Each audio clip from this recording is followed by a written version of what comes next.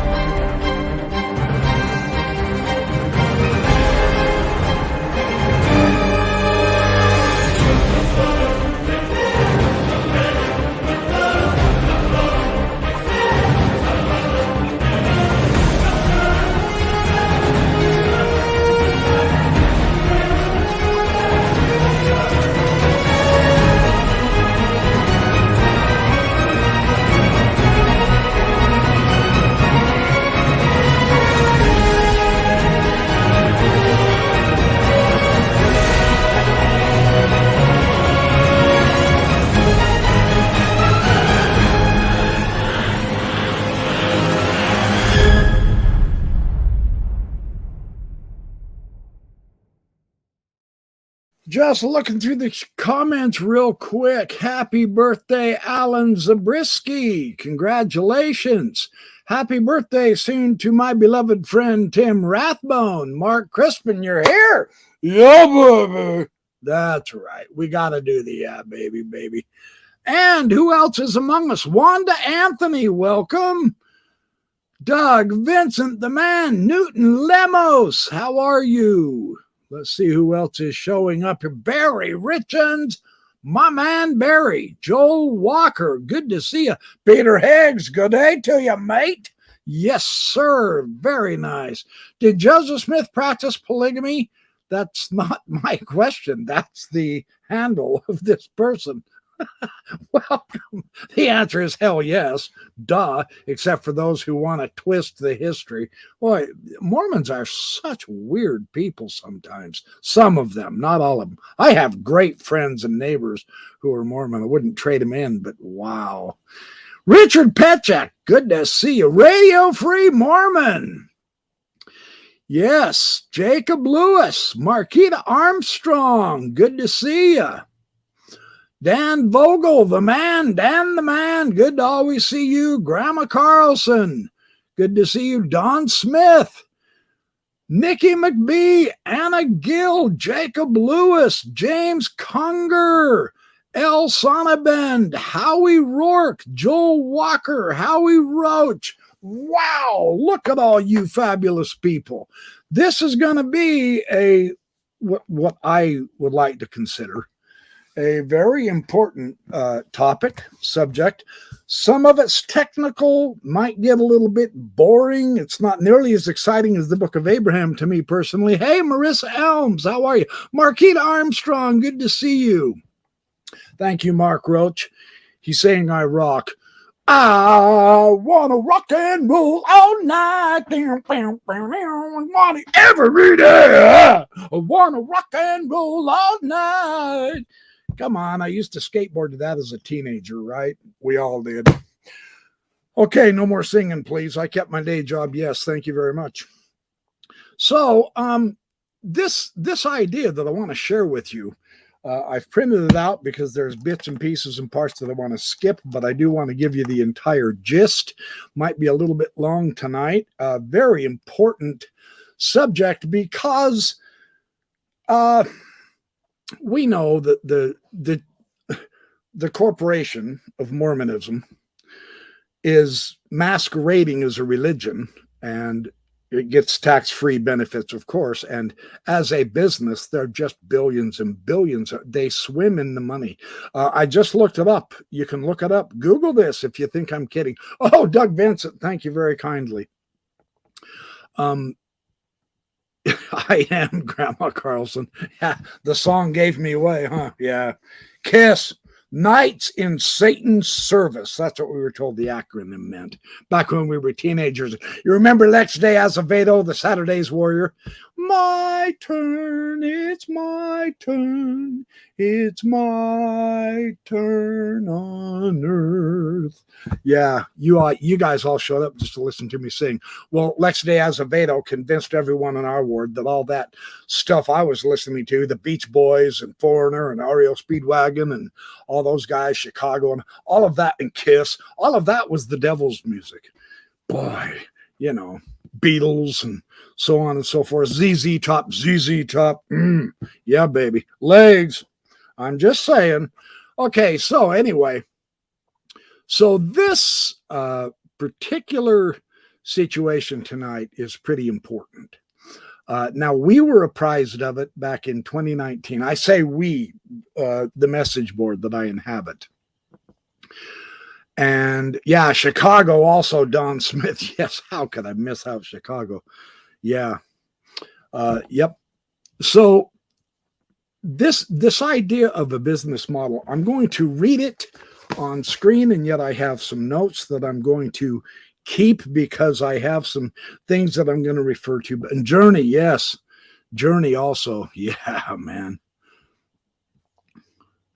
Let's take a look. In 2009, now this is my good friend, Dr. Moore, who is over on the Shades message board with us, one of the most intelligent of men on this planet. I'm so grateful for him and his research, and I gratefully acknowledge I am pilfering from him. I'm pulling a Dan C. Peterson. I am plagiarizing, except I'm doing the backyard professor of Dan C. Peterson. I am giving proper credit where credit's due, and Dr. Peterson refuses to do that for whatever reason. I don't get it, but you know, everyone's got their own quirks. So Jim Collins, now he published a really important book, 2009. How long ago was that, you guys? Like 14 years ago. And this book has not gone out of date. It has increased in its relevance, astonishingly so. How the Mighty Fall. Now, this was a fourth book in his wildly successful series, Good to Great. And it's a timely discussion for business leaders. And it was dropped just within a few months of the lowest point in the so-called Great Recession back in 2009. So instead of looking at the leadership characteristics and what made companies good, go from good to absolutely magnifico, superbo, maya, ooh la la, he took the opposite approach. He said, why do multi-billion-dollar companies, why do the big successful companies fail?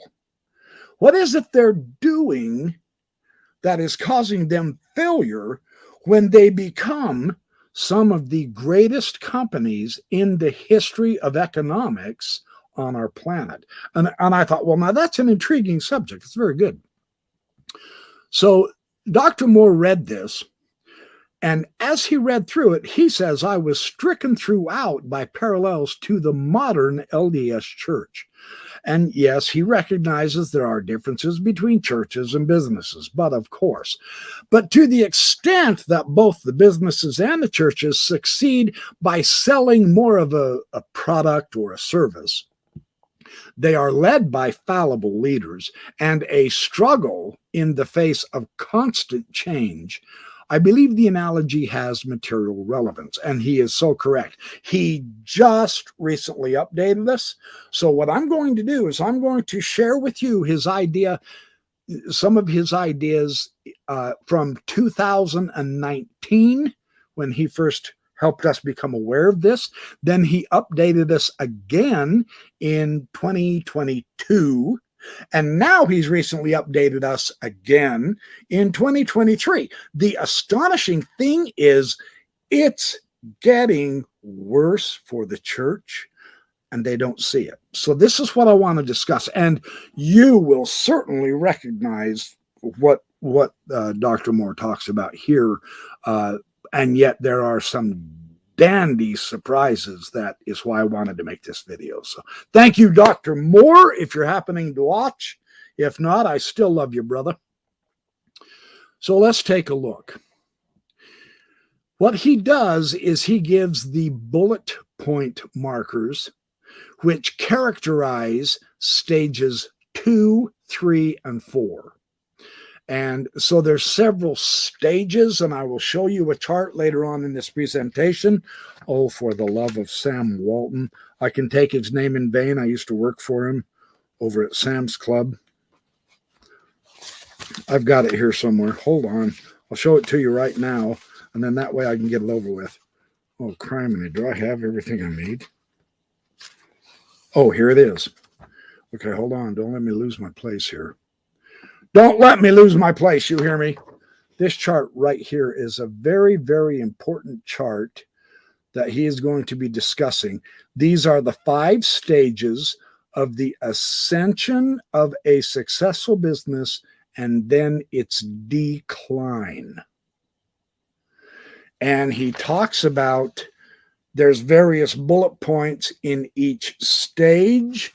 And Dr. Moore says, the more I read this, even in stage 2, stage 3, stage 4, it's getting worse.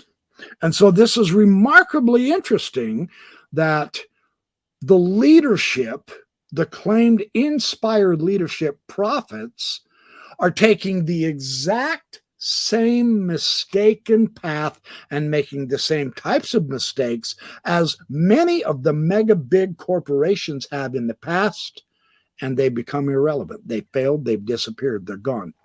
Kaput, bankrupt, no more, cease and desist, you're out of here, buckwheat. So this is critically interesting. What I'll do is I will read each of the stage bullet points to you, stages 2, 3, and 4. Then in the discussion, they analyze the various stages, and I will share those with you in the discussion again, because there's too many to remember all at once, but I do want to at least read them all out loud to you, and you see if you are seeing parallels as well. So, stage 2 markers. Number 1, there is an unsustainable quest for growth. And what is happening in this stage, they want to grow. Oh, we got to get bigger. We're not big enough. We're not powerful enough. Big. Did I say we want to get big? And they confuse being big with being great. So success creates pressure for more growth, and this sets up a vicious cycle of expectations. This strains people. This strains the culture and the systems to the breaking point. Unable to deliver consistent tactical excellence, the institution frays at the edges. The second point in stage 2, the undisciplined, discontinuous leaps. The enterprise makes dramatic moves that fail at least one of the following 3 tests. A, do they ignite passion, and do they fit with the company's core values? B, can the organization be the best in the world at these activities or in these arenas? And C, will these activities help drive the organization's economic or resource engine? And we're going to go into detail in all of this tonight. I just want to get this out there. The third bullet point in stage 2, now this is the beginning stage, is the declining proportion of right people in key seats. there is a declining proportion of right people in key seats because of losing the right people and or growing beyond the organization's ability to get enough people to execute on that growth with excellence. The fourth idea is easy cash erodes cost discipline. The organization responds to increasing costs by increasing prices and revenues rather than increasing discipline. Number 5, the bureaucracy subverts discipline. A system of bureaucratic rulers subverts the ethic of freedom and responsibility that marks a culture of discipline. People increasingly think in terms of jobs rather than responsibilities. The 6th bullet point, problematic succession of power. The organization experiences leadership transition difficulties, be they in the form of poor succession planning, failure to groom excellent leaders from within, political turmoil, bad luck, or an unwise selection of successors. The 7th bullet point is personal interests placed above the organizational interests. People in power allocate more of themselves or their constituents, more money, more privileges, more fame, more of the spoils of success, seeking to capitalize as much as possible in the short term, rather than investing primarily in building for greatness decades into the future. So that's all stage 2.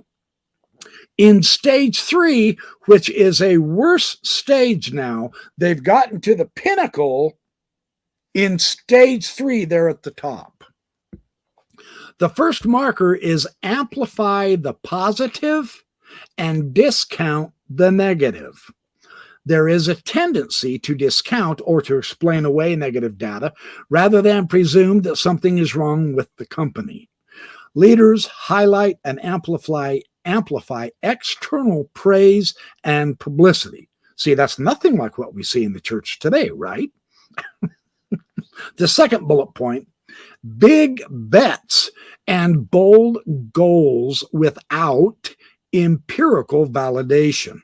Leaders set audacious goals and or they make big bets that aren't based on accumulated experience, or worse, that fly in the face of the facts. The third point is incurring huge downside risk based on ambiguous data.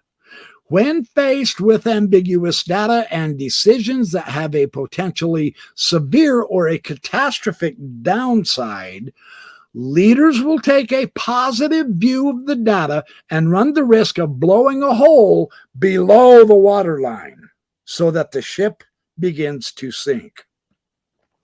The fourth point, erosion of healthy team dynamics. The team is critical. There is a marked decline in the quality and the amount of dialogue and debate. There is a shift toward either consensus or dictatorial management rather than a process of argument and disagreement followed up by the unified commitment to execute decisions. I mean, see, that doesn't sound like Mormonism at all, does it? The 6th thing is the obsessive reorganizations. Rather than confront the brutal realities, the enterprise chronically reorganizes. That is, people are increasingly preoccupied with internal politics rather than external conditions. The 7th point is imperious detachment. Those in power become more imperious and detached. Symbols and perks of executive class status amplify detachment. Plus, new office buildings may disconnect executives from daily life. So this is what happens when they get to the pinnacle point. Without even recognizing that they're slipping into stage 4, here are the problems that occur with a mega organization that begins to decline, even though things are looking really, really good and rosy, and you're raking in the big bucks.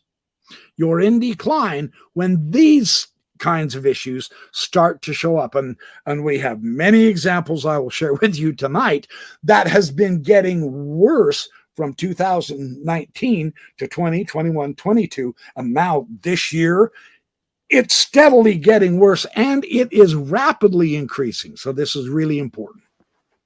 So the first marker in the fourth stage, which is the declining stage, panic and haste. Instead of being calm, deliberate, and disciplined, people exhibit hasty, reactive behavior bordering on panic. The second marker is radical change and revolution with fanfare. So the language of revolution and radical change characterizes the new era. New programs, new cultures, new strategies, might I say, new names. Leaders engage in hoopla, spending a lot of energy trying to align and motivate people, engaging in buzzwords and taglines. Does any of this ring a bell? The third bullet point is hype precedes results. Instead of setting expectations low, underscoring the duration and difficulty of the turnaround, leaders hype their visions. What they're doing is they, quote, sell the future, unquote, to compensate for the lack of current results, initiating a pattern of overpromising and under-delivering. The fourth issue here is the initial upswing is followed by disappointments because, and this makes perfect sense, there is an initial burst of positive results, but they don't last. Dashed hope follows dashed hope follows dashed hope. The organization achieves no buildup, no cumulative momentum. The fifth issue is confusion and cynicism. People cannot easily articulate what the organization stands for. Core values have eroded to the point of irrelevance. The organization has become just another place to work, a place to get a paycheck. People lose faith in their ability to triumph and prevail.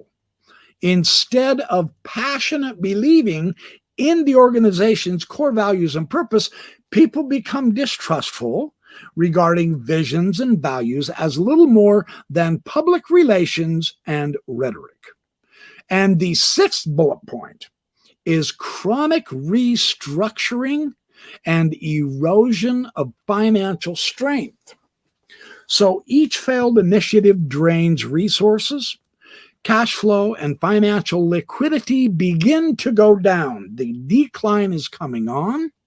The organization undergoes multiple restructurings, opinions or options narrow, and strategic decisions are increasingly dictated by circumstance.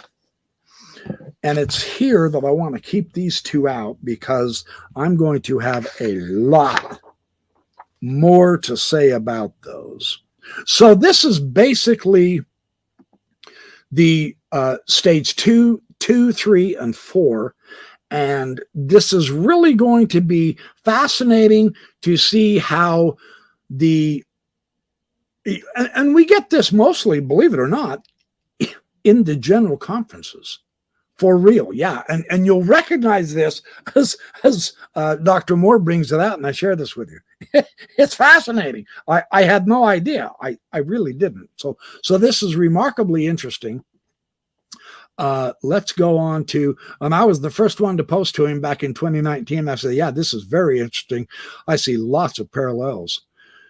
And the first thing that came to my mind is, why not ask Jesus? But I suspect he won't be as full of good business sense as men actually engaged in business would. So I was being cynical here.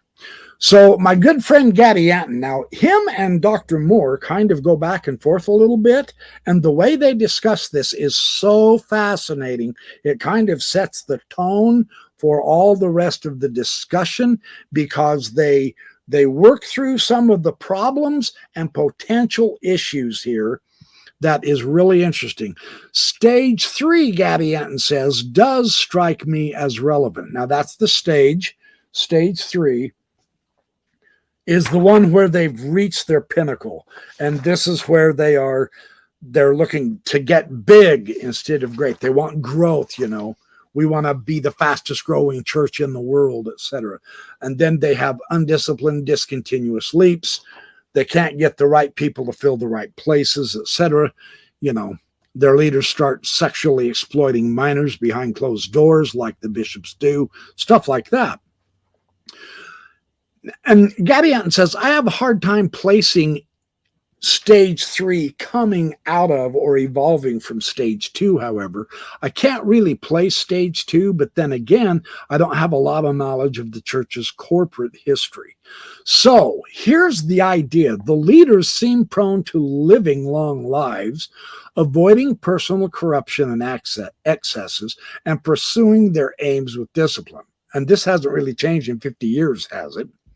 I must assume that switching back and forth between being a church and being a business is explained by marginal returns on investment in either side, the business or the church. So historically, it appears to me that the modern church leaders are extraordinarily careful to the point of relying upon the best that outside consulting has to offer. No, not Jesus. He's talking business leaders. That's who the prophets get their revelations from on how to run the corporation. And with real estate and tech booms, it appears the church really lost touch with the religion, as the next dollar spent on religion did nothing compared to that dollar in real estate. He's got a point there, you know. They weren't foolish in their plans for building the mall and creating a wealthy district downtown. Sure, it hasn't been done enough to have good data on doing that sort of thing, and the church isn't very innovative, so it's much more costly than they thought it would be. Yeah, we get all that, but they got black swaned. The best indication of despair is, after that, switching back to investing in religion. That they may have assumed was a better return on investment than they really got. For instance, they lowered the missionary age and so on. Whatever the plan was supposed to be, whether through converts or more dedicated members paying better tithing, it doesn't seem to have worked. Now, he's saying this in 2019. 2 and 3 from stage 4 seem pretty relevant now. Now, here's stage 4. And he says 2 and 3 seem really relevant. I want to reread these. Number 2 is radical change and revolution with fanfare. This is what Gadianton's talking about. This becomes even more relevant. He's saying this in 2019. Now 2023, this is really relevant. So the language of revolution, radical change characterizes the new era. We have new programs, new cultures, new strategies. Leaders engage in hoopla, spending a lot of energy trying to align and motivate people, engaging in buzzwords and taglines. Boy, don't they do that now. And he brings some dandy information on that. And number 3, that Gadianton also says is pretty relevant. Hype precedes results. Absolutely. Underscoring the duration and difficulty of the turnaround, leaders hype their vision. They love to sell the future, you know. You better hang on and buckle your seatbelts. Wait till you get all this new revelation that's coming down the pike. And then Jesus just simply wants to change the church's name. I mean, we're talking boring, you know. Jesus has nothing better to do, according to Russell Nelson. So, however, this could also be explained by the church discovering social media. So this idea of hype and hoopla, taglines and new little cute sayings, you know, stay on the covenant path, stuff like that. Even though they are really slow on the uptake with social media in their attempt to master it. What I can't explain is that real estate and markets have recovered and they're doing great. And so what is the point of focusing on the religious side of things again? Is that a personal quirk of Nelson that aligns with a personal interest in stage 3, perhaps? Who knows? Their foray into policing world morality, perhaps, is a collective personal interest of Russell Nelson's generation. having issues seeing the point of all their wealth and property if their tenants aren't cardboard cut family values people from 1956. And now Dr. Moore describes his reaction to Gadianton's reaction. And here's where their discussion gets really very interesting, because both of these guys are very well read. They're very intelligent, etc. So Dr. Moore says, yes, I don't wish to overextend the enterprise analogy, and I'm going to be the first to admit that the church may be too different an animal than other large businesses to properly draw the lines across, of course. First, because unlike normal businesses now, new customers become employees and equity holders on day one, linking the growth algorithm to dynamics of network marketing through pyramid schemes, of course. And this adds the complexity of at least two issues. Number one, you have network exhaustion. And number two, you have the double-barreled sales problem. And this originates from personal credibility loss by association when supposedly factual products claims fall apart in the face of evidence. But the product itself hardens around social networks. And so what this does is this makes for a long tail of demand. Might we therefore expect any manifestation of an LDS incorporated downfall cycle to be far slower and harder to perceive? You're right about the conservatism of LDS leaders. It is a slow-moving beast, no doubt. But cash hoarding as a policy against revisiting earlier liquidity crises affords some cushion against the future as well. I'm reminded that had Apple not hoarded cash for many years, it would have gone broke before releasing the iPhone. So maybe the church's best years are ahead of it. If it can transform successfully to recreate the magic for potential customers and existing customers and employees, good luck with that, but I see his point here. That's true. They need to up the ante for excitement. And notice in the last 4 or 5 years, they've done the exact opposite. They've done away with roadshows. They've got out of Boy Scouts. What they replaced it with has completely fallen on its face. Everyone is bored to frickin' tears in church, etc. So he said, when I read stage 2, this is what I thought. Now, what I want to do here, forgive me for the repeat, but I think his analysis here is so excellent. I'm going to read each one of the markers again in stage 2, and then I'm going to read Dr. Moore's reaction to those markers. The first marker, unsustainable quest for growth, confusing big with great. Success creates pressure for more growth, setting up a vicious cycle of expectations. This strains people. It strains the culture, the system to the breaking point. They can't consistently deliver on tactical excellence, so the institution frays at the edges. Dr. Moore says, there was a time, not so long ago, when the church's rate of growth evinced its greatness. Indeed, it's right to succeed. Now, many of us have lived through that period, right? You'll notice they're no longer touting that. Of course not, because it's no longer one of the fastest growing religions in the world. None of the religions are growing at all, including the one true church, the Kingdom of God, Mormonism. So this gets very interesting. The second point in stage 2 is the undisciplined discontinuous leaps. The enterprise makes dramatic moves that fail at least one of the following tests. They do not ignite compassion with the company's core values. They do not show that they are the best in the world at these activities or in these arenas, and these activities do not help drive the organization's economic or resource engine. Dr. Moore said, perhaps the tendency to excommunicate outspoken members whose voices were correct, yet they undermined the credibility of the management. Now, this is a discontinuous act of violence, and it fails all three tests all at once.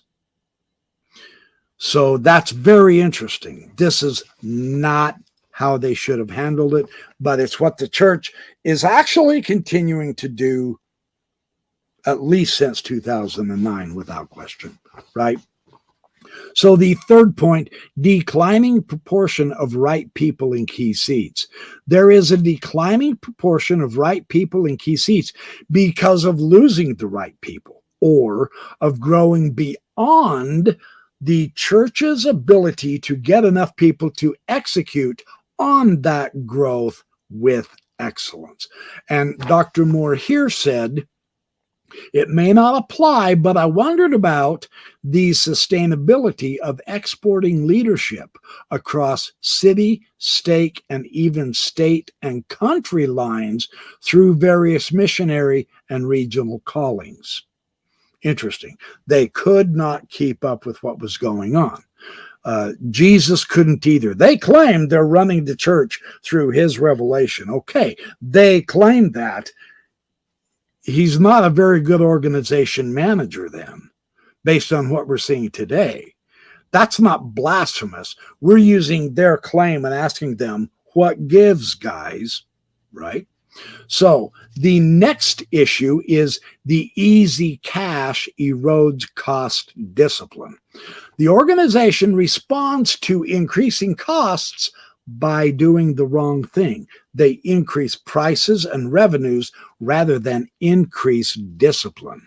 Dr. Moore said, the building expansion program, as wonderfully recounted in Princess McKay biography, is incredible evidence of this.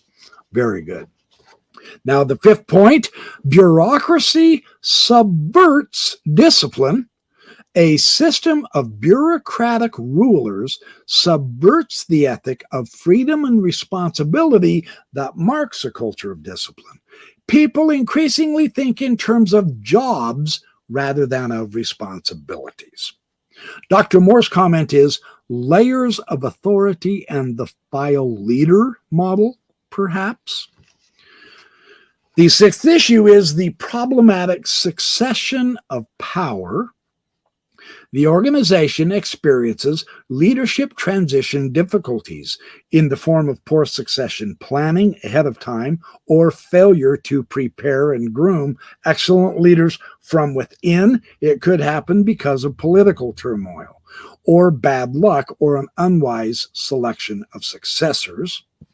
Dr. Moore says here then, less relevant in a traditional CEO succession sense, but acutely unique to the church, this issue of succession crisis. And the reason why is because current presidents disavow or repudiate the teachings and policies of past presidents, essentially changing core values each time a new leader comes along. Now, I'd never quite looked at it that way before. This is powerful. This can and does set up transition difficulties, which become magnified over time. Very interesting point. The final point in stage 2 is the personal interests are placed above the organizational interests. People in power allocate more for themselves than anyone else. Here, he says, Dr. Moore says, your point applies here regarding conservatism and relatively modest lifestyles. I won't take the approach accusing church leaders of illegitimate monetary emoluments. Some might. A lot of us do. But I will point out the Pharisaical tendency over time to hero worship leaders in the church. Oh boy, Oh my. The celebrity status style vanity circus that occurs when leaders visit or speak at anywhere in the church is simply ridiculous. And some of them make a very big deal. I'm looking at you, Elder Bednar, about proper order and unwritten expectations, silencing dissent. And this is so odd because silencing dissent for a religious leader is about as self-aggrandizing as it gets. So this is a very interesting point. Now, Gabby Anton then brings up something else that I thought was extremely good. Let me make sure I'm not losing my way here. That's Dr. Moore. Nope, I am losing my way. Here we go. Okay. Yeah, these are some interesting suggestions. I thought 2.6 was one of the least applicable. Now, 2.6 is where we read about the problems of succession of power. Gabby Anton wasn't convinced that that was even applicable. But your creative interpretation makes it really important, and I can see it being very significant now. See, this is the value of discourse and honest discussion back and forth, disagreeing gently, and then coming to a greater understanding of a larger whole, more realistic point of view. This is something that the church does not engage in, and it has to, or it will lose, as I will show. So, of course, where I might drag my feet is difficulty seeing a clear succession of phases. So 2.6 seems very important right now, at the same time that 4.2 and 4.3 are important. And I want to read 4.2 and 4.3 because 2.6, the succession of power, might be a top challenge of the church today with so Russell Nelson's going nuts like he is. But at 4.2 and 4.3, what he's talking about here is the radical change and revolution with fanfare. That is what we are seeing happen right now. The language of revolution and radical change characterizes this new era, new programs, new cultures, new strategies. The leaders engage in hoopla, and they spend a lot of energy trying to align and motivate people. They engage in buzzwords and taglines. That is really important. That is what we're seeing. So now, Dr. Moore says, yes, I think the pattern is evident to many observers.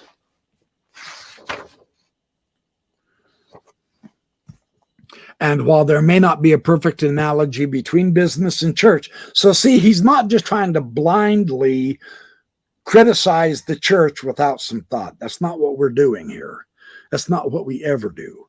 We see issues, we see problems, and these can be preventable, and they have chosen not to prevent them for one reason, amazingly enough, which is positively shocking. I've said this numerous times, and I will continue to say this numerous times. They can't see it. They're on the inside of this animal, and they don't realize the errors that they're making. And so this is really important. The spiral is outlined by Collins as he highlights case studies that illustrates a compounding effect of human nature on critical decisions. Now we have 15 humans running the church. None of us has ever seen Jesus in a general conference, at a stake conference, at a ward meeting. Jesus is nowhere to be seen or heard except with just the prophet in Salt Lake. That's their saying that, right? So this human nature really makes problems. They love to say, yes, we're being guided by God, the creator of the universe. Then why do they keep making The same damn stupid human errors. Surely Jesus can see far enough in the future to where he could potentially say, next week you're going to try this. Don't bother. It won't work. But we see none of that happening at all. They're throwing everything they can against the wall to see what will stick, is the impression they're giving, because that's what they're doing. So circumstance and luck plays a role in all of this, of course. But part of what he seeks to do for the executive reader, Collins, is to parse out those situational contours in order to reveal where actions that seem most logical at the time are most likely to produce negative unintended consequences. This is what we are seeing in Mormonism. It's very difficult to see divine guidance when they come out against the LGBTQ children as a godly revelation, according to Russell M. Nelson. And then 3 years later, God says, well, that caused a lot of bullshit and problems. Go ahead and take it back. I take it back. Never mind. That's impossible to accept, that God would change his mind under social pressure so soon from a divine revelation from him who knows all. I mean, come on, you can only buffalo with so long, Russell, and now you're just full of shit. That's how you're viewed. And so if you want to change that, maybe a real revelation could really help you here. I'm not going to cross my fingers for you. I don't think it's going to happen. So, and here's the other thing that is so interesting that Dr. Moore brings out that I wanted to read. I see a lot of stage 2 behavior evident in the LDS church's past. Now, here's the kicker. Most of the stage 3 markers are right now. So they are moving through that chart. They are moving up, and most of the markers are being seen in stage 3. And we are beginning to see through the patterns of how the leaders are dealing with social issues, with economic issues, with political issues, and with scientific issues, and with religious issues. We are seeing many of stage 4 points beginning to occur. And that is why I wanted to do this video. It's pretty interesting. Are church officials falling into common stage 4 traps? Or are they beginning to take prescriptive turnaround actions? Because there are things that a corporation must do in order not to fall all the way through stage 4 into stage 5, which is bankruptcy and obliteration. But very few of them do that because they think, as Gordon B. Hinckley said, all is well in Zion. And they couldn't be more wrong. Now, this is fascinating.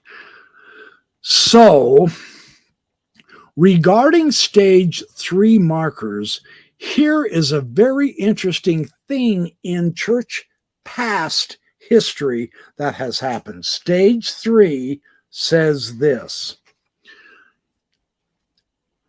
This is one of the best parts of Dr. Moore's analysis as far as I'm concerned. If you're still with me at this point, congratulations, you get the gold forehead on your star.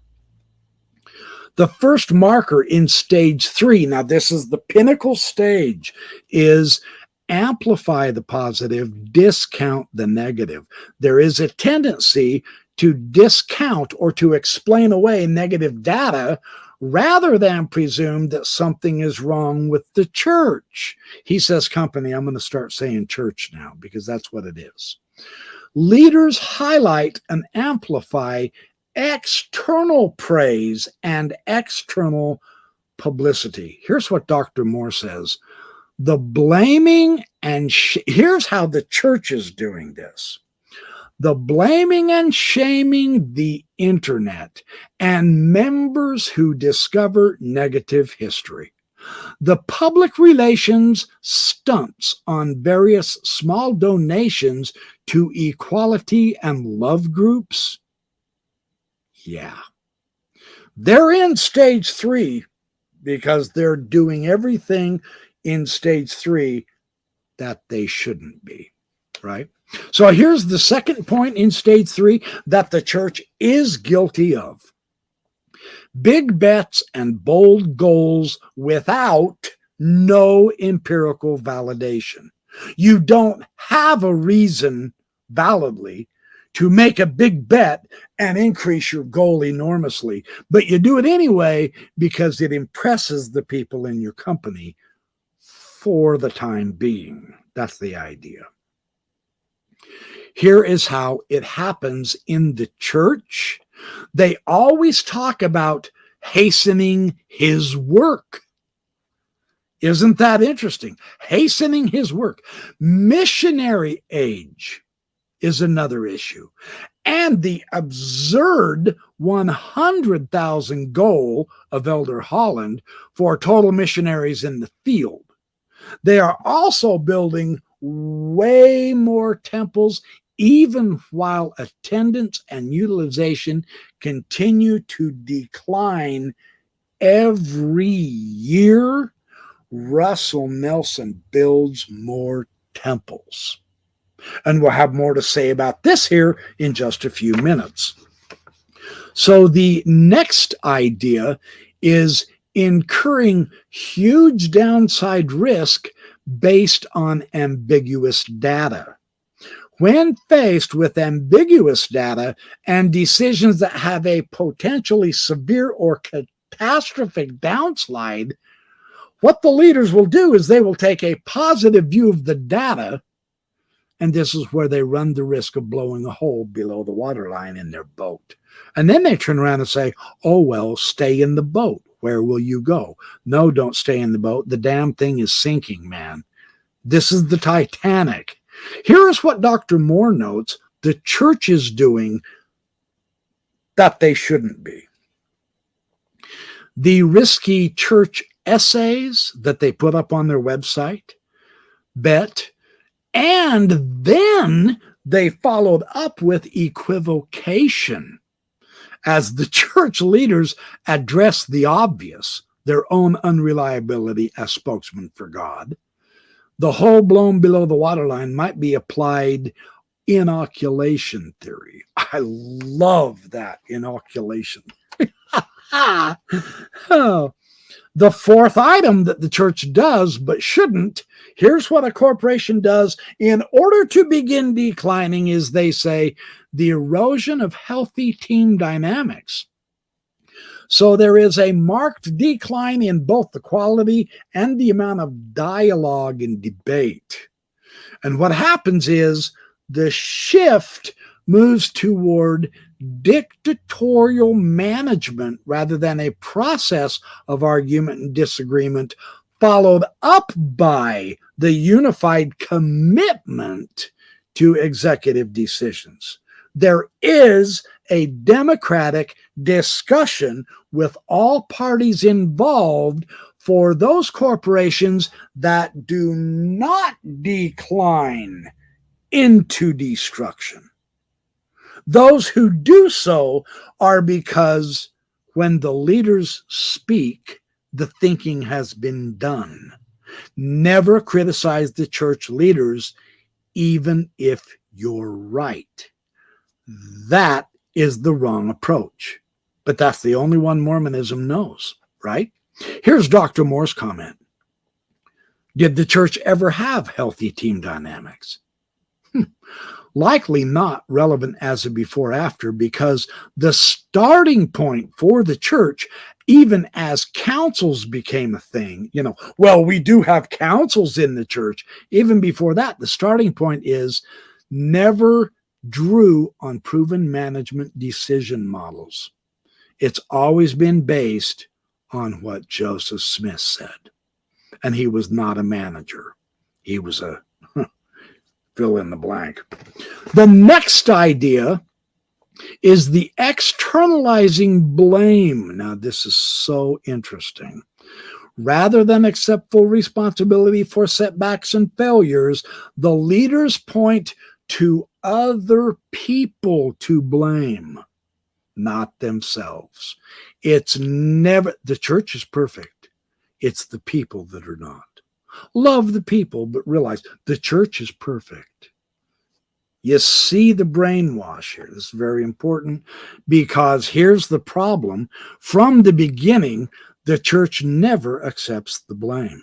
But to me, there is an acceleration and amplification of blame externalization as the information age begins to take shape. For instance, it used to be those anti-Mormons every now and then, whereas today, hardly a week goes by in the church without some forceful admonition to avoid Google, to avoid disaffected members, to avoid the CES letter, to distrust non-approved sources, to distrust yourself, to doubt your doubts, in a complete 180-degree turnaround on the old mantra that doubt leads to faith and faith equals doubt.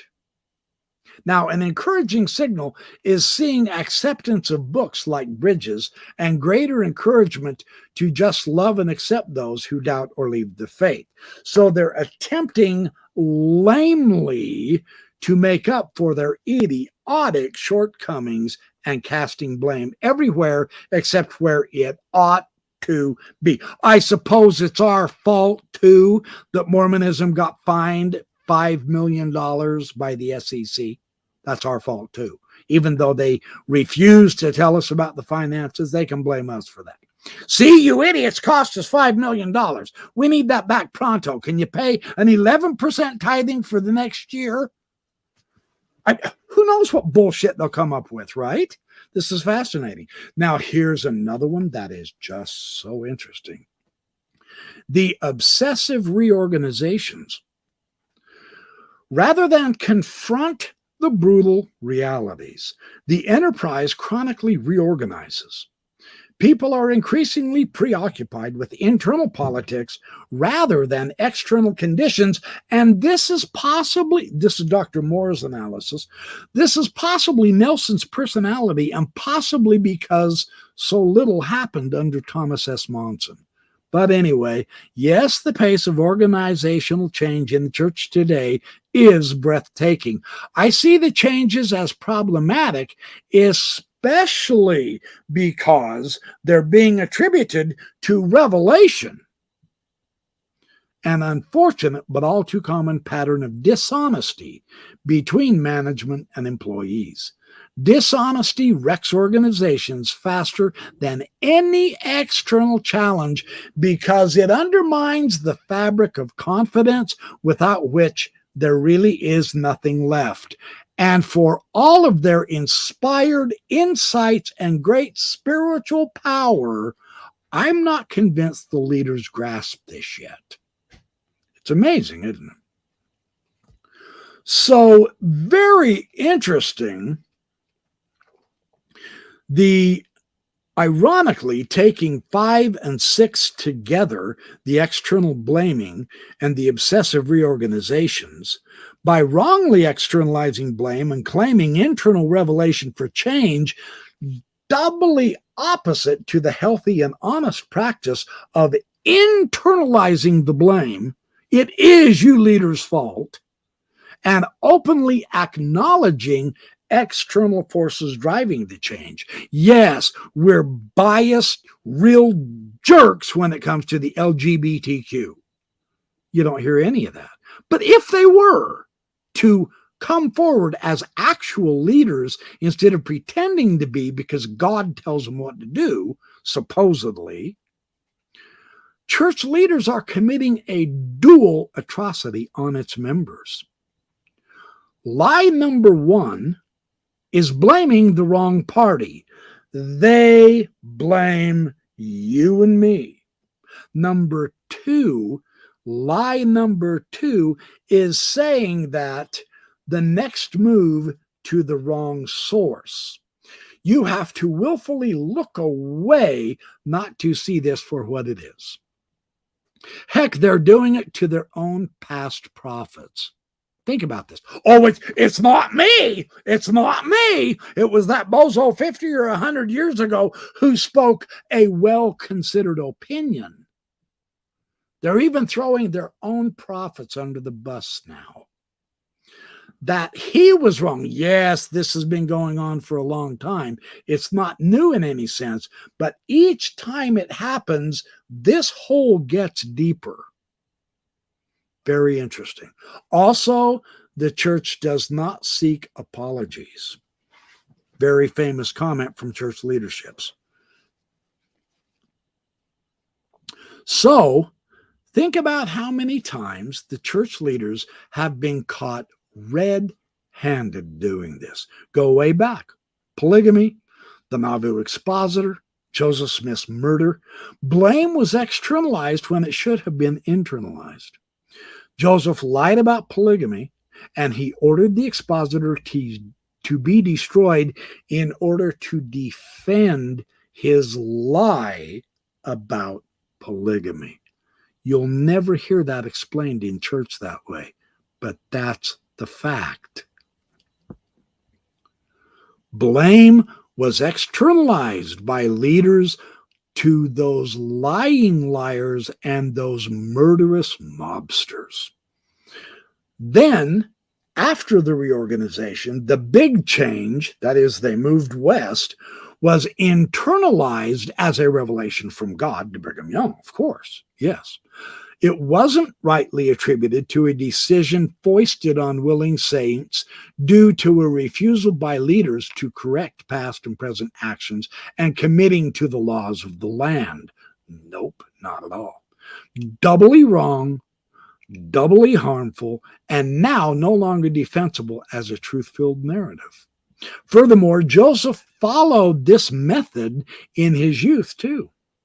Caught in one lie, he would claim a vision or a revelation that simultaneously blamed the accusers, and it refocused authority back onto him. He honed the pattern as a treasure dig leader if the stories are even half true. From memory, I can see the same 1-2 punch working in the incident of the 116 lost pages, the retroactive priesthood visions, the Kirtland Bank, the United Order. Later on, we have polygamy again, about 1900. We also have blacks and the priesthood. We have the idea of the missionary ages changing, women's roles in the church, child protection, 2-hour church, small temples, and that's just to name a few items here. You see how they're really making a mess of it because they're too damn proud and arrogant to admit that they don't have any revelation, and they had got to pull their heads out of the sand. Yeah, but they won't do it. So I see the reorganization changes pushing into the fourth stage. This is why the church leaders are saying we are hastening the work. See, what they have to do is they have to keep you distracted from them really being really bad leaders and making a lot of mistakes and a lot of people no longer believing in them. Now they say, well, we've got to hasten the work of the Lord. See, we're going to have home-centered, church-supported. And now they have this cool lingo-jingoism, the covenant path.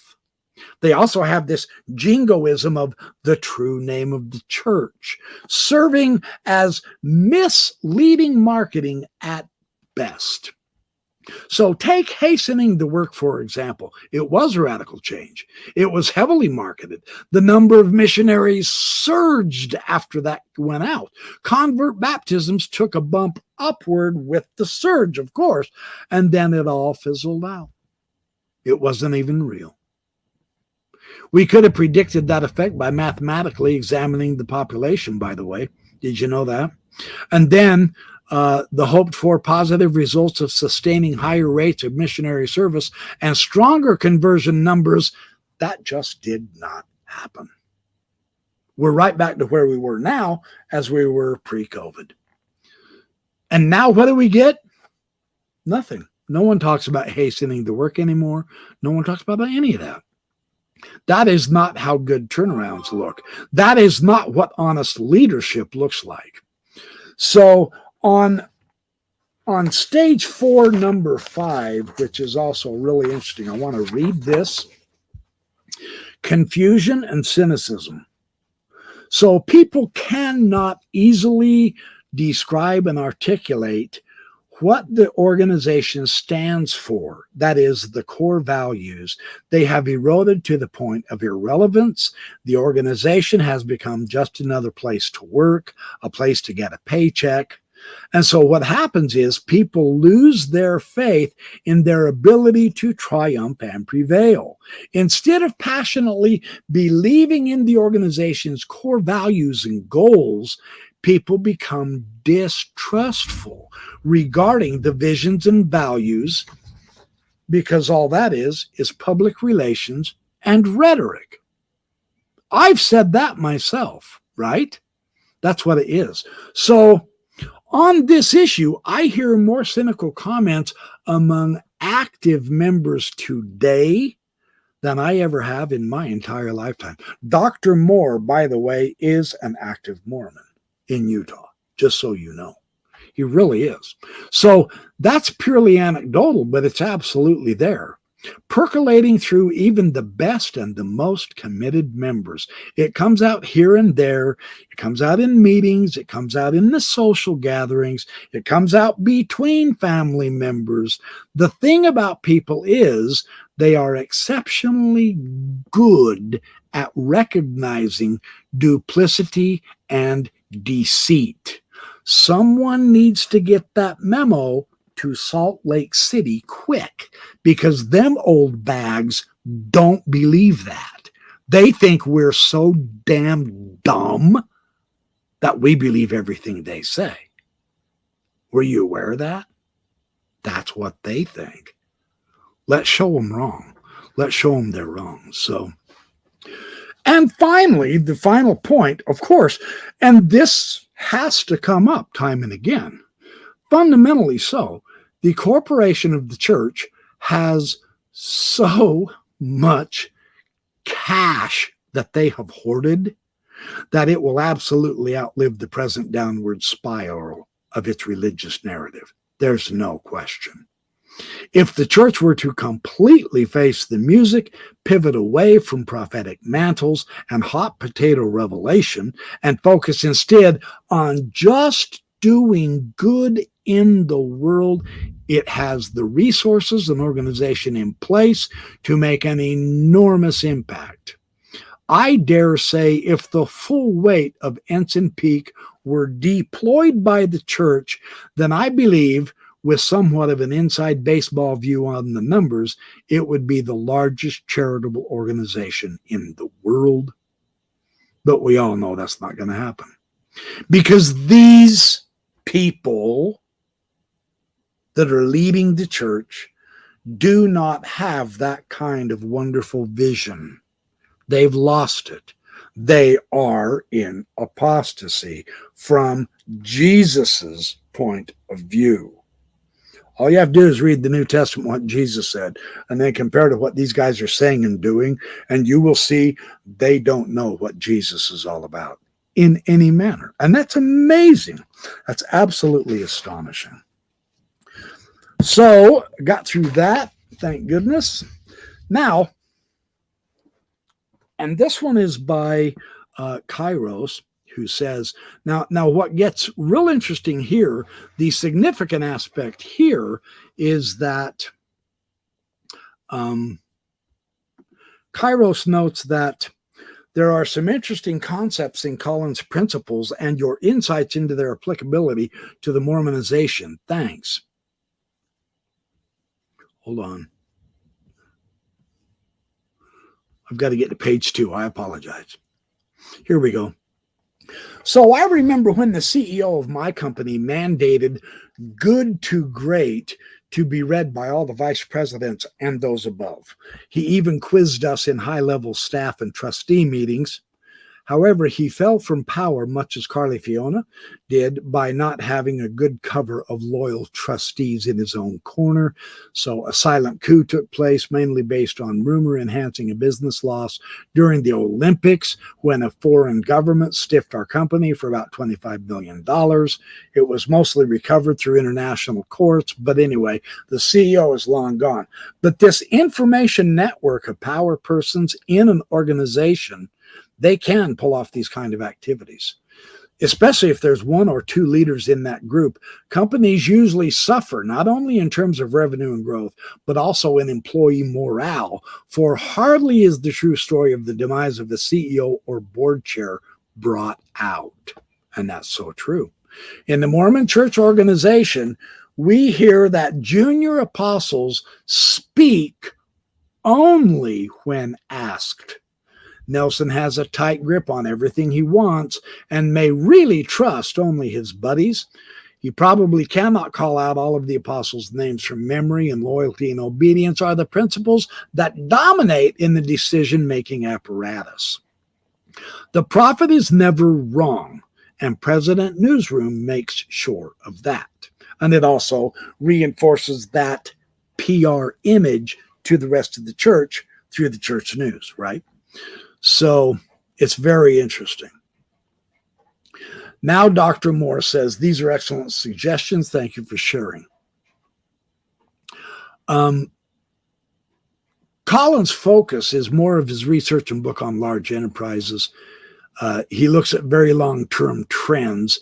The companies he looked at had decades plus stock price outperformance as a minimum threshold to be considered in his study. He wanted to see what makes companies great and why they fall. What are they doing to cause them to fall?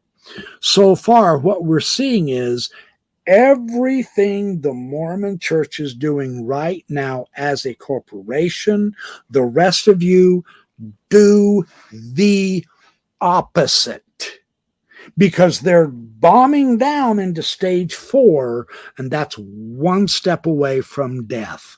It's over when it's over. When you get to stage 5.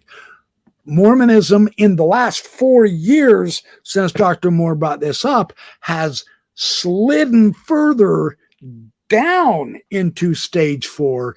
They are not doing things correct. That's the point of this whole study, right? So this is really, really important. There's one more item that I wanted to get to that was very, very interesting. He's trying not to simplify or oversimplify either.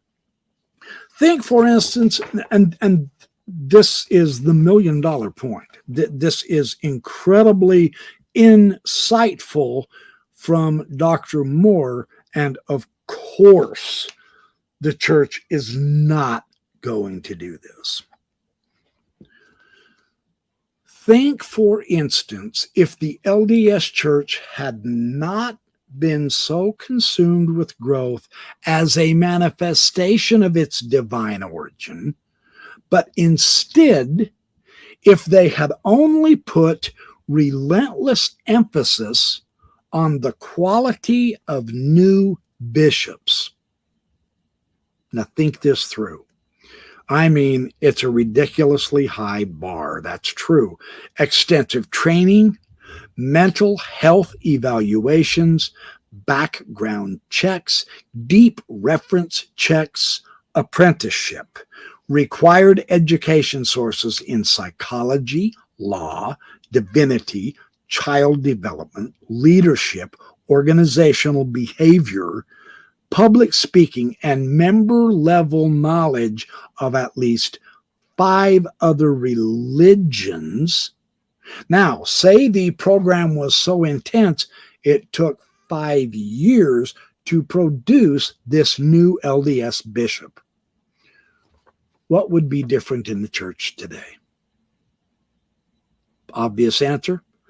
The church would be a lot smaller, and missionaries would have done something other than look for baptism candidates all over the place. More seriously, though, what might be healthier and better for the church as an organization seeking to do good things in the world? Is there anything better than that? Someone needs to tell Salt Lake City there really isn't anything better than that. And it ought to be someone who has enough clout that those closed-minded dorks will pay attention. Good luck finding someone who can give them that message. I can't. They don't care about me at all. I can't blame them. I don't care about them either, other than the fact that they are harming more than helping nowadays. And that is why we make these videos. Make no mistake about it. Okay, so this is closer to the way mainstream religions work this, by the way, how they train their clergy. Training for ordination is typically several years of full-time study at an accredited seminary, followed by a couple of years of internship in some kind of junior ministerial role. Then in return for that large investment, mainstream clergy have a career in a respectable middle-class job. So they're not expected to perform their religious leadership duties on top of a normal life. So how much better is this than the Mormon model of amateur clergy? Now, they love to, again, it's a PR stunt. It's a circus move. It's a clown act. Well, we don't have any paid clergy. Well, number one, that's a bullshit lie. We now know you're bullshitting us. You're lying, and we're calling you on it. But number two, you also don't have anyone qualified to be with my children behind closed doors talking about sex either.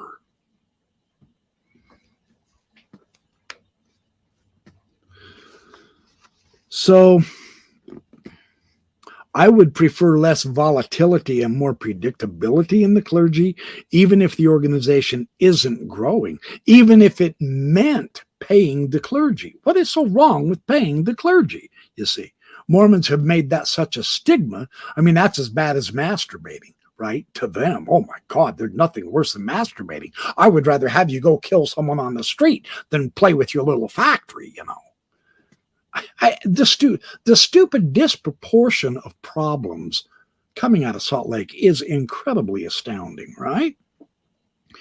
Growth in numbers doesn't make a church super successful. Someone needs to go tell those guys in Salt Lake City, man, right? Any more than growth in national parks, local soccer teams, or bowling leagues make those enterprises successful. It starts with definitions of success and purpose.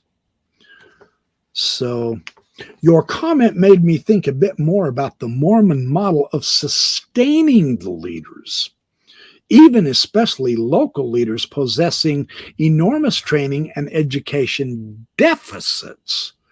This is not just a nice activity to support each other. It is arguably a requirement for the growth at any cost model to work. Furthermore, the notion of a God-inspired calling heightens the stakes for members who might otherwise be tempted to point out those flaws and ask for change. You see, the way they set it up is close to a perfect brainwash. When you find those whom you can't criticize, you have found who owns you and controls you. That's the key. That's what Nietzsche said. As it becomes more evident that local leaders are not only poorly trained, but also not God-called, cynicism grows and weakens the whole. This isn't a new thing, but the information age accelerates our awareness of the really too human, too unqualified aspects of the calling of new bishops and stake presidents, from their revelation. It's too human, and yet there is no discussion. The Lord's church, the kingdom of God, is not a democracy. And that's why you're having so many problems right now, because it means ultimately you're clueless about how to run an organization. You're entering stage 4. In fact, they're there. So anyway, now, and this is the part I've been leading up to. I hope I haven't taken too much time. I have, but this is so powerful. Dr. Moore just shines at this point. That this is incredibly wonderful. He's going to recap what I gave you, all this information that I just gave you. He gave us in 2019. Now he's going to recap the information with examples from the church leadership right now. Let's take a look. This is absolutely eye-opening, marvelous.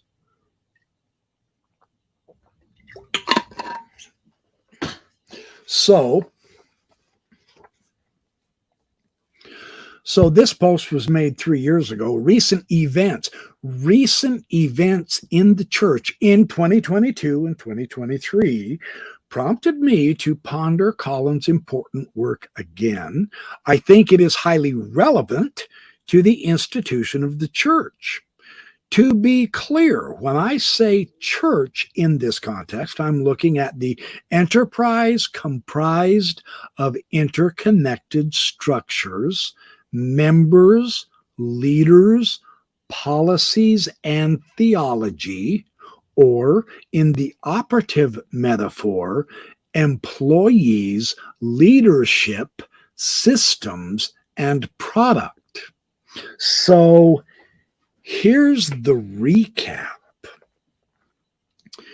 In 2019, I felt the data indicated an enterprise that had moved beyond stage 2, represented by the 1970s to the 1990s, where everyone was mistaking size and growth of the church with greatness, and it was exhibiting a number of stage 3 markers and some of the markers in stage 4.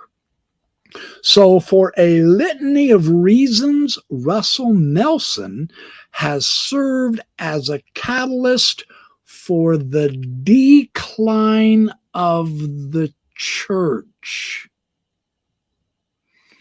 I will repeat that. For whatever reason, Russell Nelson has increased the decline of Mormonism. Why and how? Let's take a look at the data.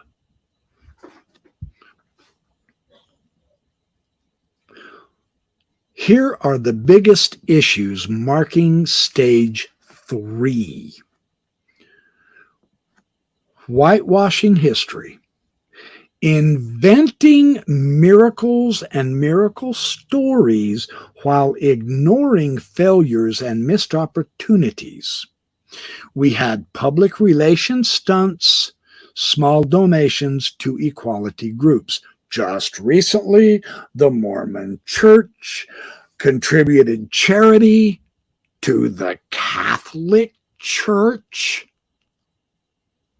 I mean, wow, really? I did Mormon News Roundup, and we talked about that story. So, number 2, hastening his work. See, this was a big thing that Russell Nelson came up with. The mission age, and then Holland's ridiculously bullshit, false prophecy of 100,000 missionaries as a goal, building many more temples as activity and utilization flatlined. The next issue was The POX, that is the policy of exclusion, manifested its catastrophic downside risk. And so in a short time, Jesus, because he loves us, reversed policy, changed his mind, and told Russell Nelson, oh, all right, let's change it. The essays on the church website, coming clean with their past history, is how they touted these essays.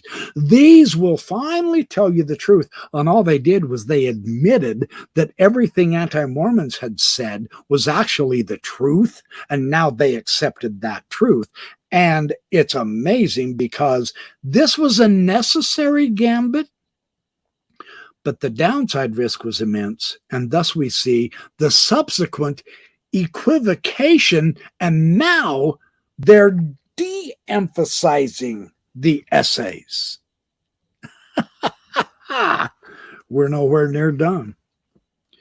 The notion of councils who are reliant on file leadership and patriarchy, the team dynamics in church leadership have never followed proven sustainable models, blaming the members for everything that happens, blaming Google, blaming unreliable or unfaithful sources for the loss of faith, blame anyone except the people in charge. Excommunication of Sam Young, who was willing to defend your children and mine from sexual predator bishops and stake presidents, and the church kicked him out. Now, you just percolate on that. You just go right ahead and think about that. Nelson's rapid-fire changes, rebranding, reorganizations, no more Mormon. Oh, hey, by the way, 2-hour church. Oh, hey, no more Boy Scouts. Oh, hey, a new hymn book is announced. Woohoo! Home teaching. No, get rid of that and we'll call it ministering. HPG consolidated with EQ, that is the high priest group consolidated with the elders quorum, because of course so many people are no longer going to church that you can't hold a proper quorum, so you have to combine them. Now, no, that's not how they explained it, but that's the actual physical dynamics that actually was happening, right? Youth interview changes, weekly missionary nod to phone calls home while on a mission. Civil marriage is okay now prior to sealing. Ward young men presidencies are discontinued. Hey, the good news is women can now witness baptisms. The temple ceremony asks the wife to covenant to obey God, not the husband. As Holland noted in 2018, President Nelson, I don't know how many more rushes we can handle this weekend. And you notice every single one of these is just a stupid stunt to get it to look like, look at the tremendous progress of the kingdom of God. And it's all just PR circus work. It means nothing. Women are now given permission to raise and lower the podium during sacrament meetings. They can now pull that little button under the bishop's armchair so that they can raise the podium. Okay.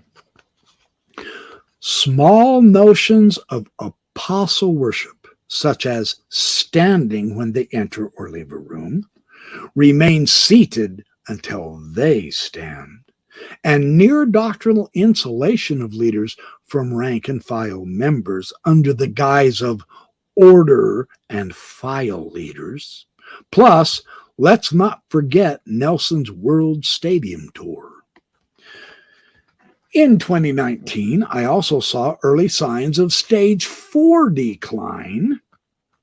Many of the practically benign adjustments of Nelson's rapid changes were introduced with revelation fervor and fanfare.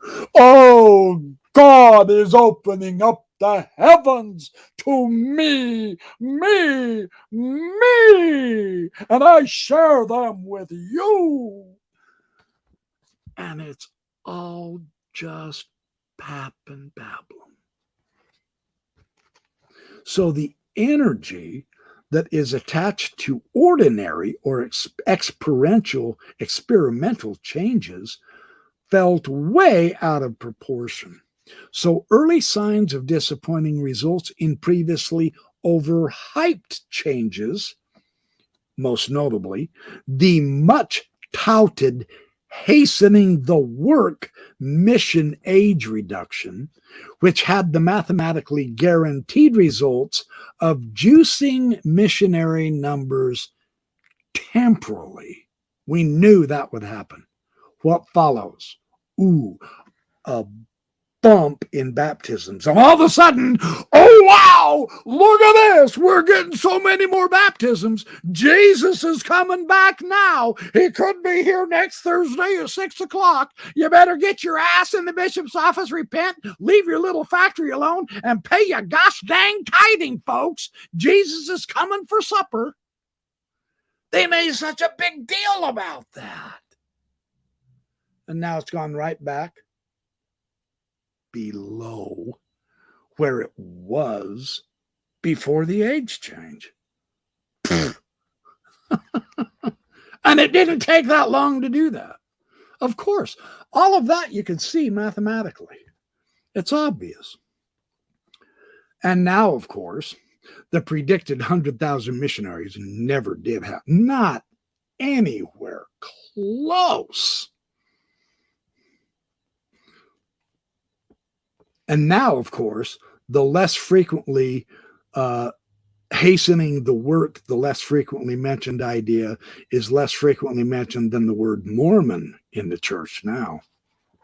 So, and then there's anecdotal evidence of cynicism in church pews, meetings, activities between the active believing members of my family, says Dr. Moore.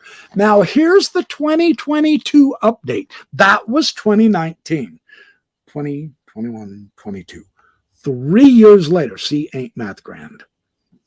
3 years later, here we are. What does he find?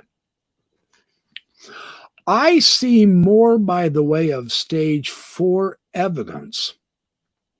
Here's my evidence of stage 4. It's getting progressively worse.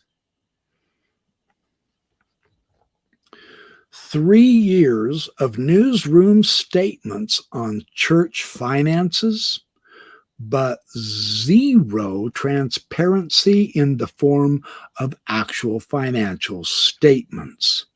Legitimate questions about money, charity, investments are entirely wholly discounted over the pulpit, while every small donation to any good cause receives its own church newsroom article of bragging and bravado. See how we care about charity, but don't you dare ask us for transparency. Ongoing questions about church history are minimized.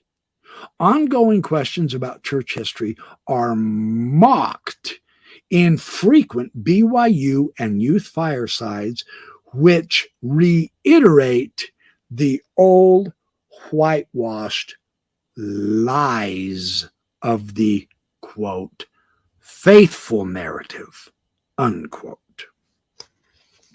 We are now at 300 announced temples, nearly double the number of temples in existence when Nelson was illegitimately, that is, prior to churchwide common consent, set apart as president. In that same time span, membership has been scarcely better than just flat. There's been no growth at all, and yet Russell Nelson has called for 300 more temples to be built. Active tithe-paying membership is likely down. Likewise, the gospel topics essays have been diluted and de-emphasized. One new big bet with downside risk: the new FSY guidelines no longer proscribe certain activities which the church technically hates, that is, for the strength of youth. Grab popcorn and cue the fireworks over tattooed missionaries, 10 earring temple wedding photos, and bishops encouraging masturbation, and the like. The march toward furthering numbing the members to embrace autocratic leadership who want to never be criticized for gross errors continues. The latest salvo by Ahmed Corbett said this, quote, "Activism toward the church is one of the great mists of darkness of our time, an especially effective tactic that Satan is using to blind and mislead the young," unquote. That is precisely opposite of what healthy organizations do, actually. Loyal opposition should be welcomed, and social activism should be encouraged with civility, not silenced or shamed. Why, though? That's the question. Here we see Nelson's hypocrisy on full display. He likes to say that good information leads to good revelation. Another jingoism. But the best information often emerges through activism because the people at the top can't or won't see the reality without help. And we're not talking a putative revelation from Jesus. We mean actual real information from people who see the bigger reality than the brethren in Salt Lake City do. If there is one glaring cause of decline in the church, it is this erosion of healthy team and leadership dynamics. There is no team effort here. There is only Header Nelson, Heil Nelson, and he gives the law and it trickles down, just like trickle-down economics. The model being pursued by church leaders is not healthy, it's not sustainable, and it's not effective. So, the idea of blame we look at next.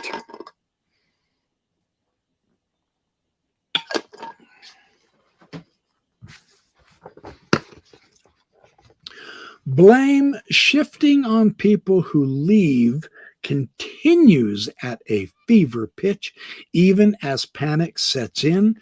Insistence on avoiding unfaithful sources of information. They blame lazy learners and lax disciples, or those disaffected, or some of those who have a sort of a hidden agenda to propagate lies and misrepresentations.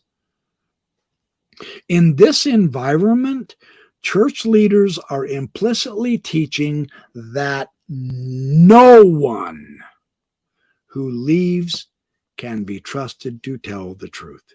Stay in the boat. is synonymous with anyone not in the boat is an untrustworthy pirate. The charade has become almost comical to the Mormon youth. To the Church of Jesus Christ of Latter-day Saint youth. Maybe now Russell will listen to this, since I did say the correct name, right? They can spot bullshit, Russell, from a mile away thanks to a lifetime of access to instant and full information available to them. You really need to come up to snuff, Russell. Seriously. Add to this the general authorities giving poor taste talks, and they're blaming members for asking why leaders were racist. Leaders will never live that down. Oh, thank you, Steve Acosta. Thank you, thank you. I appreciate that. It's too bad I won't get it, but it's helpful. So, blaming young men for wondering if they should serve missions. And lastly, the church is aggressively externalizing the blame regarding SA, despite evidence of systematic cover-up. SA is sexual abuse. Despite evidence of systematic cover-up, hush money, and avoidance of negative publicity, all at the expense of the victims. The new church logo, you have new programs for children and youth. You have new roles for women in rituals. You have new garment designs. You have new temple clothing. Young women matriculate at age 11 in birthday year, and young men get Aaronic priesthood at age 11 in birthday year. See all of these magnificent changes, progress, and growth that is so meaningless. And yet he's convinced everyone who's a true believing Mormon that this is really great progress, right? Who can forget Nelson's bizarrely meaningless April 2020 Restoration Bicentennial Proclamation to the world, right? There is clearly panic in the hierarchy.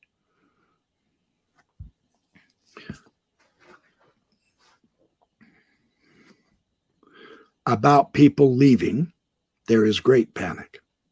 About losing the youth, they're terrified. About money, they're absolutely mortified.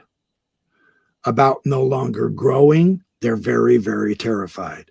About light being shown in the church's sex abuse systems, they are terrified about long-term, about potentially losing the right to enjoy tax-free status and BYU accreditation.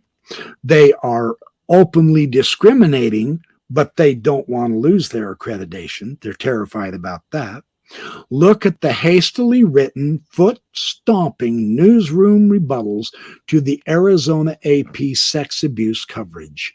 John DeLynn had a recent insider scoop that tithing revenue is way down from pre-COVID. Then you have Bednar at the NPC informing the whole world that the church doesn't need their money, referring to the poor members who must pay tithing anyway if they want to get to the temple.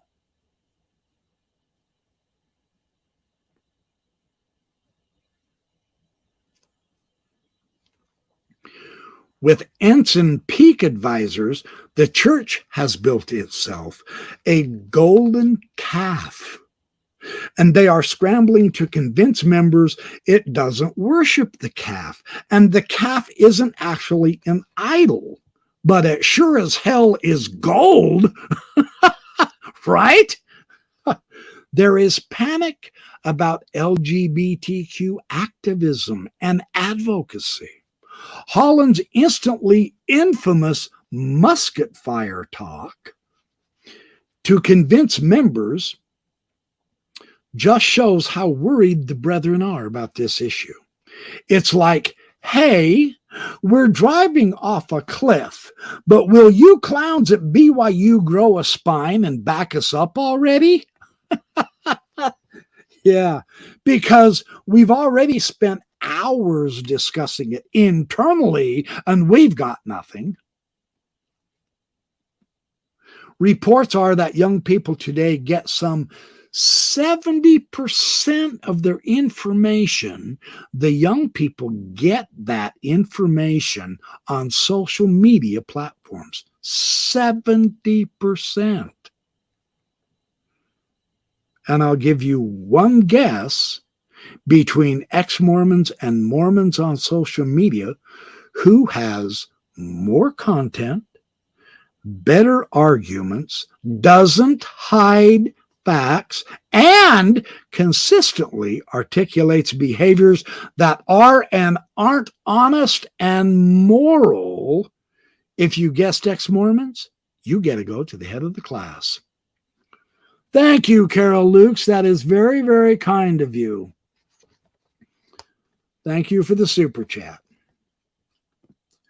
The covenant path as the new rallying cry for church evangelicalism has become not only a revolutionary way to think about the role of the church's products, facilitating social lock in effects via covenants, but also a fresh method to virtue signal deference to top-down messaging protocols.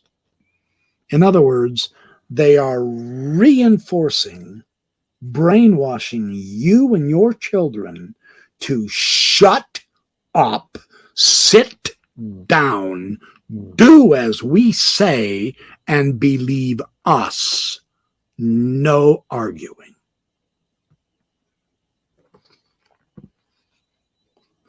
There was so much hype about the new youth programs, especially for boys, but also for the girls, after the exit from scouting.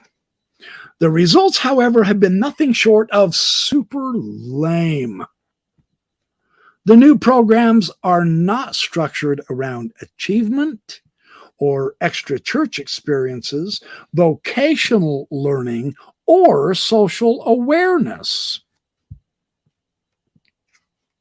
They're structured, they're worse than ever now that bishoprics replaced what was previously dedicated young men's leadership. Their programs for youth suck. Don't believe me? Ask the kids. But don't go to church to get to talk to them. They quit going a long time ago. You got to go to where they went. Where will you go? Well, they damn sure didn't go back to church. Right? Also, so much hype about the new hymn books. Oh, where are they? So much hype about the Shanghai China Temple, thanks to Russell's self-declared national hero status behind the red curtain. Cough, nothing burger, cough. Ministering sounded great. The word itself, ministering, that sounded great. And initially, the stories about elevated ministering were plentiful, but it's been an abject failure. Visits don't happen, and there is no longer a monthly cadence of accountability. Ministering didn't actually elevate anything. It merely killed an old program that most followed out of habit or duty. Welcome change, but not working as sold. Believing members are more vocal than ever. My friends are leaving. What should I do? Also, merger mania is driving fresh cynicism into all the corners of Zion. Mergers of wards, mergers of stakes, mergers of missions. The word Mormon continues to drive a wedge of cynicism between ardent believers who insist the virtue signal must be maintained for civility, and doubters who feel even less seen when their use of Mormon to alleviate discomfort in already uncomfortable conversations becomes the issue. The church has always developed thought-stopping techniques to prevent truly intimate dialogue about doubts. But Mormon might be the most brilliant one of all. Failure to use the full name of the Church of Jesus Christ of Latter-day Saints in conversation with believers is suddenly the surest way to lose their empathy. It's silly. It's uninspired. It's pathetically weak.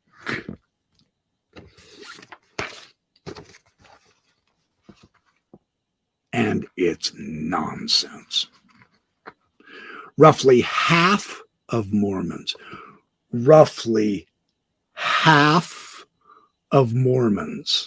that is 50%, get this, 50% now support gay marriage, rising sharply in a decade. What happens when that number goes to 60%, 75%? If the church has one ace up its sleeve, it's money. Yes, investors have been taken to the woodshed in 2022. That is true. So the church has less money now than it did a year ago. That is true, yes. But we're still talking about more money than God levels of wealth. Only a few people know for sure because leaders are too afraid of transparency, but enough data has leaked to peg the number ballpark $150 billion of investments last year, probably falling to some $120 billion this year, as rates and inflation drove asset deflation across the board. Anyway, at the end of 2021, the church had saved up some 30 years worth of operating expenses. Together with the right to tax members at 10% of income in perpetuity, the church will be financially stable essentially forever, even if half the members quit attending or paying. But another way to look at the financial health is the trend in yearly income. This is the metric which may grow to crisis levels if more people leave or simply choose to follow their conscience by paying tithing to humanitarian charities rather than paying their tithing to support a pointless investment vehicle.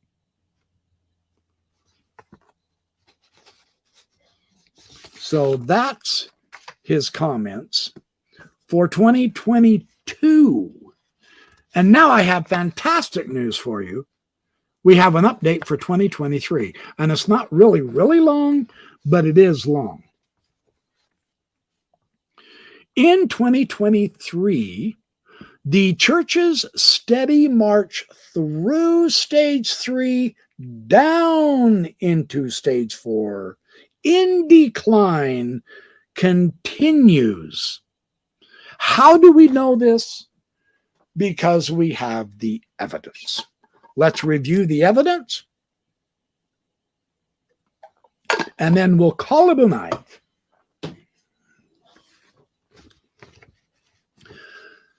Big bets and bold goals without empirical validation. Nelson has now announced 2023. Nelson has now announced another 120 new temples to be built. A wasteful spending spree in the context of stagnant member growth and growing evidence of declining activity worldwide. So these new buildings, how they justify this is they say it gives easier access for members. These are destined to become underutilized Potemkin symbols of the widening gulf between member behavior, the rising mistrust and apathy, and arrogant displays of faith by authoritative leaders. Incurring huge downside risk based on ambiguous data. What have they done here?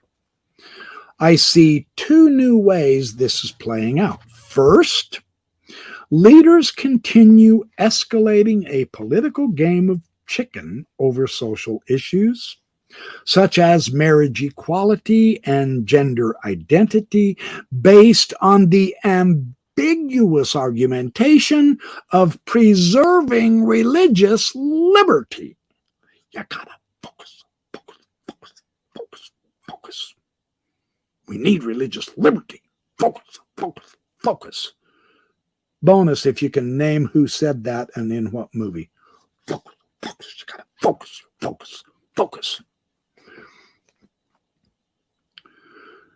In other words, the idea of preserving religious liberty is the conservation of their bigotry.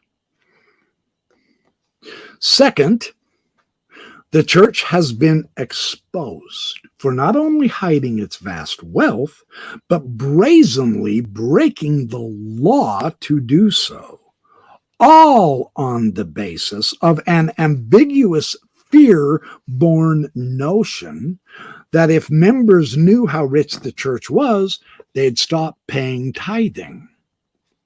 This bet, some 20 to 30 years in the making, defines stage 3.3 by incurring massive downside risk to the institution, not only financially, but also permanently jeopardizing its moral authority.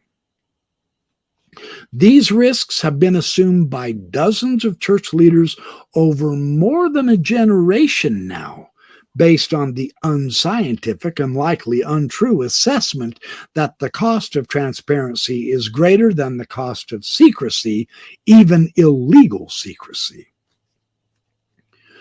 Another point is the erosion of healthy team dynamics. It's getting worse, not better. The stifling of opposition and dissent is textbook unhealthy team and organizational leadership. The anti-activism speech of Corbett. And then the idea of externalizing blame. Church leaders, dutifully following Nelson's lead, appear to have fully embraced the message that when the church faces negative consequences, it's Satan's fault. By golly, that sneaky little bastard. We don't always do the wrong thing, but when we do, it's Satan's fault for attacking us. Meanwhile, true victims of abuse are quietly hushed by the armies of attorneys at Curtin McConkie, the paid lawyers that helps the church out when it needs it. The panic and haste is an interesting point. Two notes. First, for those paying attention, Hardly a week goes by anymore now in which a stake somewhere isn't being collapsed from 9 wards down to 6 or from 6 wards down to 4. The brave face says it's strengthening the kingdom, but anecdotes from every situation are dire. Leadership is apoplectic about staffing basic ward functions, much less the temples. This collapse in activity now, this activity is happening even in Utah. Despite the great migration reported by every non-Morador stake reorganized. Second, another sign of panic and haste is the knee-jerk responses offered in the church's newsroom to all manner of legitimate issues that are now facing the church. From abuse scandals to settling serious violations of the law with the SEC. Beneath the legalese and needle threading, I see an organization acting in haste out of panic over the steady loss of its good name, and it's those assholes who are responsible for it. Because I didn't break the law and cost God $5 million. Don't look my direction, Russell. There's my response. Hype precedes results. Vague and uneventful promises by Nelson continue apace. Take this one like, in coming days, we will see the greatest manifestation of the Savior's power that the world has ever seen. October 2022. It's almost been a year. What do you got for us, Russell?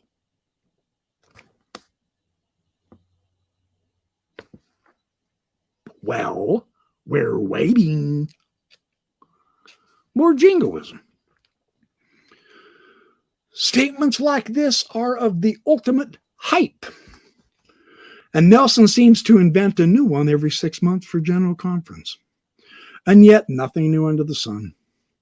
Other than some new scandal or twist of marketing by the church, it's telltale grasping. Another one is the initial upswing followed by disappointments. This is more of a prediction. Post-pandemic, of course, we've seen an initial upswing in convert baptisms and missionaries in the field. All right, we get that. Sure. Both received with great fanfare. Now the kingdom expands. As Bruce R. McConkie would have loved to have said, the caravan moves on.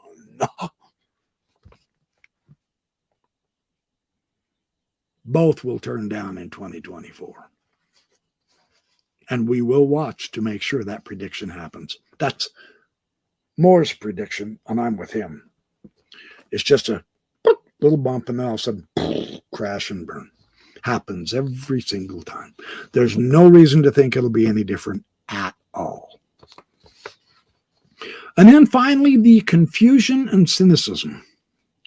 Plenty to go around in the wake of the church paying $5 million to settle charges of deliberately breaking the law for more than 20 years.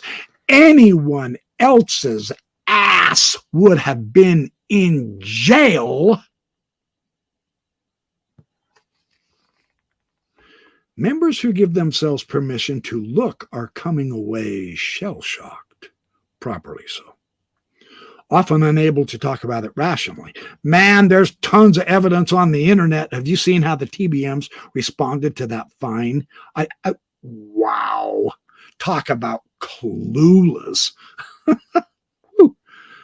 But I see plenty emerging with the sense of distrust and cynicism about it all. If you haven't seen that in me, you ain't been paying attention. The church is creating a whole new generation of social Mormons.